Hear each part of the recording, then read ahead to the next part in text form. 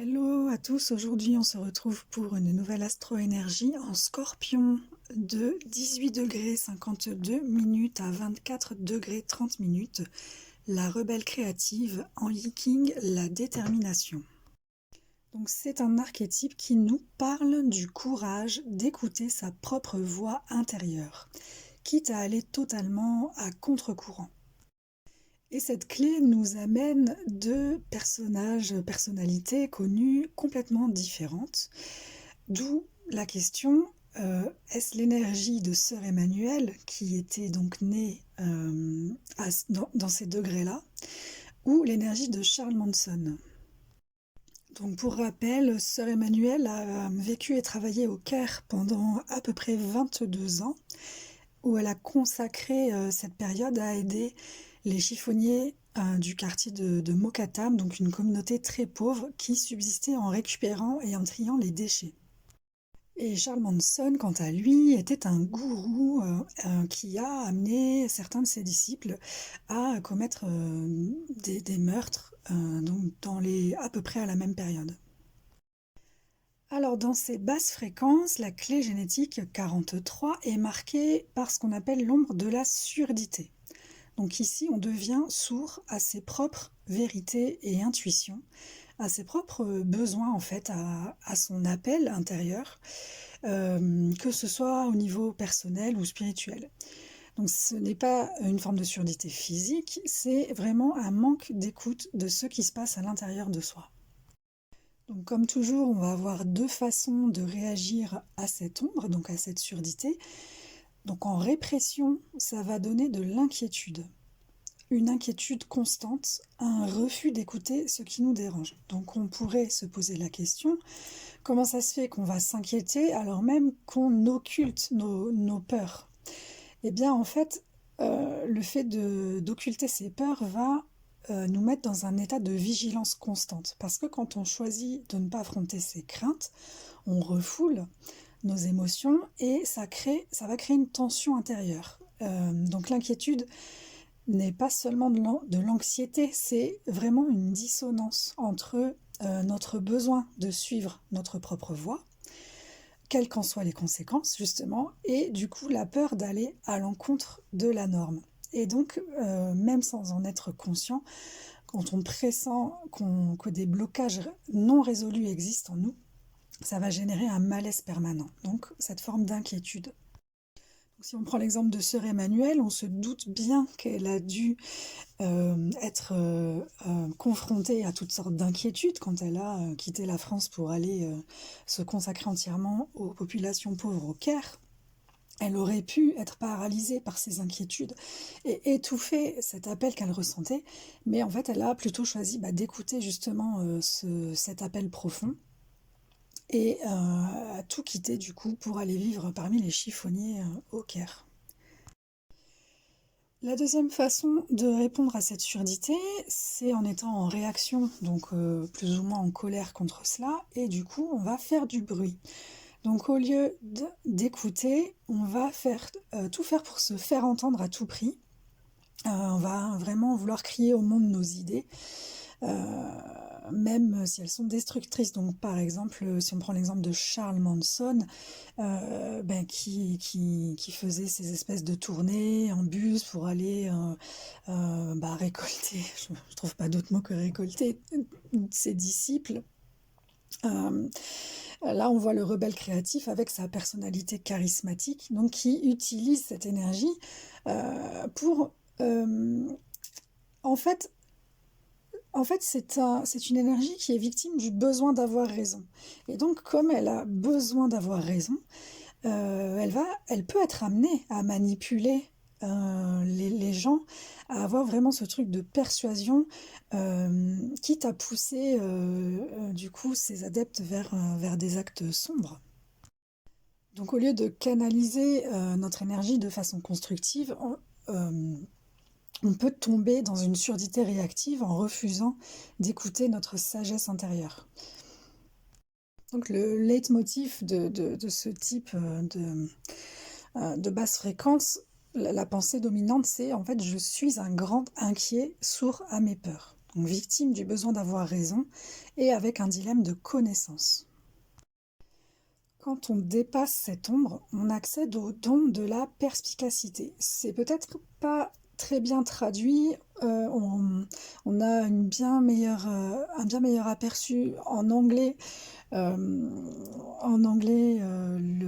le don de insight, et c'est bien plus que de la personnalité, que de la perspicacité. C'est un peu comme si d'un coup on avait un espèce d'éclair de génie qui arrive, un peu comme une révélation. Donc la perspicacité, du coup, qu'on va utiliser en français, c'est tout simplement l'art d'écouter notre voix intérieure et de capter des vérités profondes qui peuvent échapper aux autres, où on devient du coup une sorte de rebelle créatif qui suit son propre chemin, parce que même si tout le monde est contre, le leitmotiv c'est vraiment je suis un rebelle écoutant ma voix intérieure.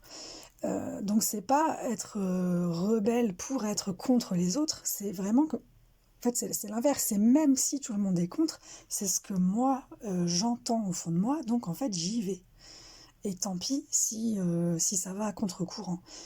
Le but n'étant pas que ce soit à contre-courant, le but étant que ce soit aligné avec ce que moi je ressens à l'intérieur.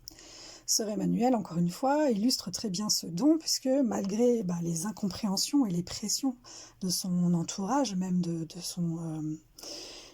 sa congrégation, elle a suivi sa voie intérieure. Elle a vécu au Caire pendant plus de 20 ans, mais vraiment au milieu des plus pauvres, dans les bidonvilles. Elle vivait avec eux, ce qui était quand même ce qui était quand même en décalage avec les attentes de son église. Elle a monté des écoles, des centres de soins, des lieux d'aide pour aider justement cette communauté de chiffonniers. Et on peut dire que sa perspicacité à elle, ça a été de voir leur valeur au-delà des apparences, d'écouter cette voix qui l'a poussée à agir, voir la dignité qu'avaient ces gens malgré leur grande pauvreté et leurs conditions de vie. Et pourquoi c'était important pour elle d'aller chercher cette dignité, d'aller reconnaître cette dignité, c'est parce qu'elle était consciente qu'aucune liberté et aucune richesse individuelle ne peut combler le vide intérieur qu'on ressent. Donc je répète parce que c'est important, aucune liberté, aucune richesse individuelle ne peut combler le vide intérieur qu'on ressent. Et donc elle, c'était bien le fait de se mettre au service des gens et d'être dans une action d'amour de son prochain qui, elle, en fait, lui comblait à l'intérieur. Enfin, au sommet, la clé génétique 43 atteint le sidi de l'épiphanie. Donc le terme épiphanie vient du grec epiphaneia, ce qui veut dire manifestation ou révélation divine. Donc c'est ce moment où tout devient clair d'un coup, comme une vision fulgurante qui éclaire tout ce qu'on a cherché à comprendre. C'est pour ça que tout à l'heure je vous parlais des éclairs de génie, où d'un coup tout s'éclaire et on a une compréhension au-delà des mots, en fait. C'est plus qu'une simple compréhension mentale, c'est comme si une vérité supérieure venait se manifester. Bien sûr, puisqu'on est dans la maison du Scorpion. Le Scorpion, le chaman du zodiaque, le sorcier du zodiaque. Ce placement dans la demeure du Scorpion fait de la clé génétique 43 encore une fois, en fait, une sorte de canal capable de capter des vérités cachées. Donc cette clé, la 43, communique avec la 23, la traductrice, à travers le canal du savoir. Ces deux clés montrent une connexion entre le monde de la perspicacité et celui de la transmission, puisque la traductrice est cette clé qui nous fait sortir de la complexité pour déployer de la simplicité et accéder à la quintessence.